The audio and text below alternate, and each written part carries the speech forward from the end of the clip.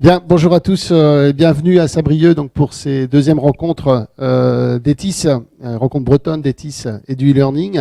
Donc cette manifestation est organisée par Scolanet et Lug Learning et de vous proposer ce matin une table ronde sur l'Internet. Est-ce qu'on a affaire à un super labo de langue avec en essayant d'avoir un panorama un petit peu de l'ensemble des situations pédagogiques liées à la fois au TIS et aux langues.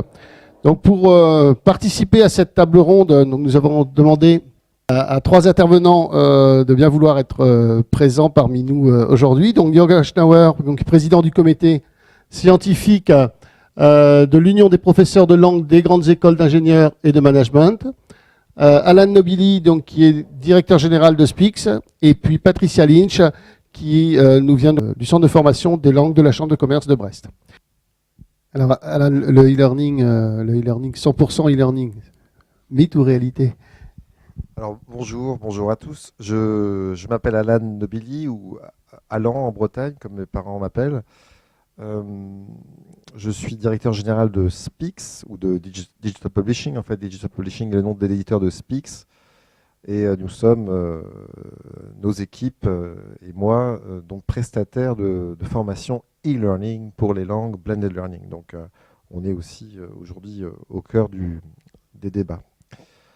Alors, pour répondre à cette question, effectivement, qui m'a attiré en particulier vers ce débat, non, le e-learning pur, tout le monde sait que ça ne marche pas, ça n'a jamais marché, hormis pour les plus motivés. En revanche, il est quand même maintenant reconnu que le e-learning s'intègre dans des parcours qui sont de plus en plus complexes, de plus en plus individualisés, dans le cadre du blended learning.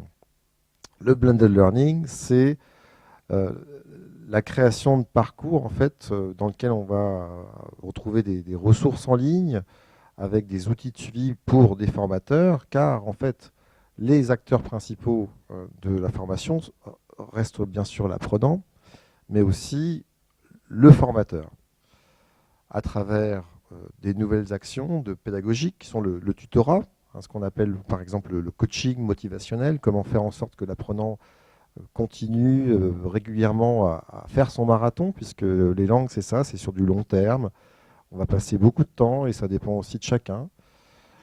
Donc je suis tout à fait d'accord avec cette comparaison avec le sport. On va trouver aussi des formateurs qui vont au-delà de leur action de motivation et de coaching, qui vont être plutôt dans leur rôle là, de transmission de leur passion, de donner envie aux apprenants de communiquer, de partager aussi la culture. Donc le e-learning tel qu'on le décrit aujourd'hui, le e-learning pur, je dirais, n'existe pas, ou n'existe que dans certaines conditions, que je vais vous détailler.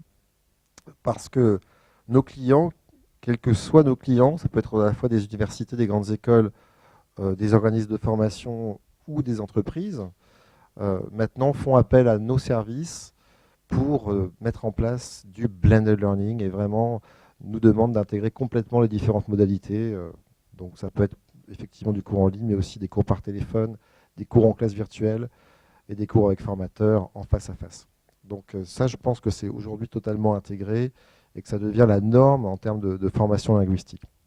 Alors, il y a des exemples encore où des organisations font appel à des prestataires comme nous pour mettre en place du e-learning pur.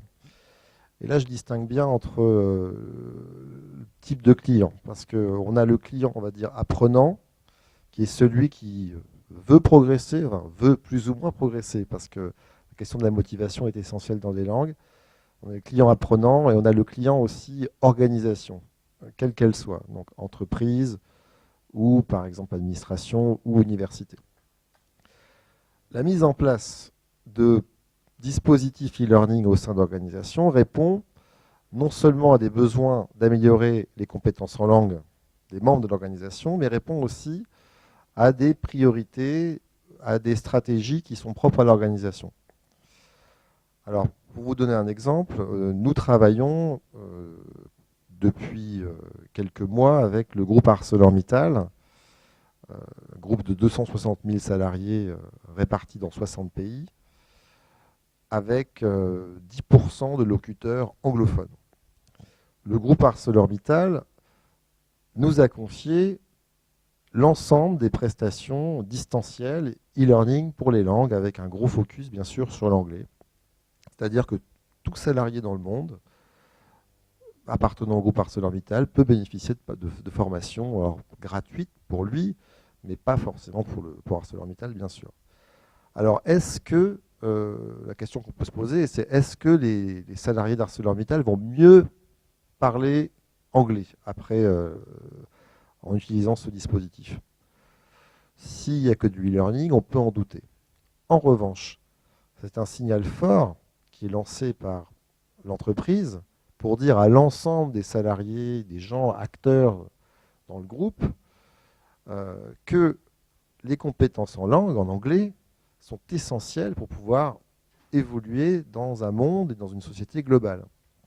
Donc je pense que aujourd'hui, le blended learning répond à des enjeux qui sont pédagogiques, faire en sorte que les apprenants progressent et que le e-learning existe toujours, existera toujours, d'autant plus qu'on est quand même sur la révolution Internet, donc qui va toucher l'enseignement et qui touche déjà l'ensemble de nos activités quotidiennes.